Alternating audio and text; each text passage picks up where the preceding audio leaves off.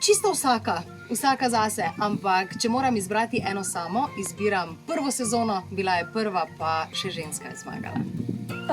Preveč, Nadja, in če bi bili samo komarji, bi še nekako šlo, ampak bili so obadi, nadležne muhe. Narečja iz okolja, v katerem živim, sem nekoč živela, v katerem živim zdaj. Prekmursko mi je zelo všeč, Prekmurcem se vedno nasmejem, da bi pa prav želela voditi oddajo v kakšnem narečju, pa ne. Zato, ker se mi zdi, da je treba v medijih izpostavljati in govoriti zborni jezik. Ne. Nikoli niso bili do mene recimo nesramni ali da bi mi kaj skušali narediti ali kaj podobnega. Ta odgovor je preprost, zato ker opravljam sanjski poklic, voditeljica in tega ne zamenjam za nič na svetu.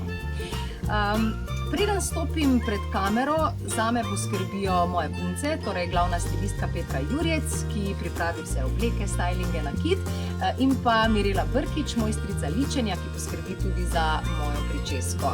In še pod vprašanje, so oblačila po vaši želji?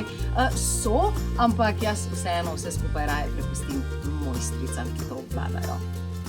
Vesna pravi, nam lahko izdate kakšne sočne podrobnosti o novi kmetiji, morda novosti?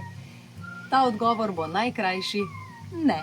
Na to vprašanje pa ne morem odgovoriti, zato ker s tedenskimi nalogami nimam nič, zanje je zadolžena gospodarica Nada. Vem pa, kakšne naloge bi meni bile všeč, da se čim več gradi, dela z rokami, neko fizično delo, takšne naloge jaz obožujem, recimo.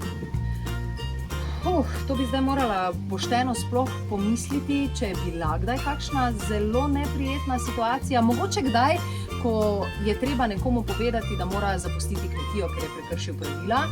Ampak tudi to mi ni neprijetno, zato ker pravila so zato, da se jih drži in ne krši. Priden, ne priden, težko dam sicer to oceno, ker je to spet domena gospodarice Nade, ampak jaz bi rekla, da oba zmagovalca, recimo Franko in pa Jan.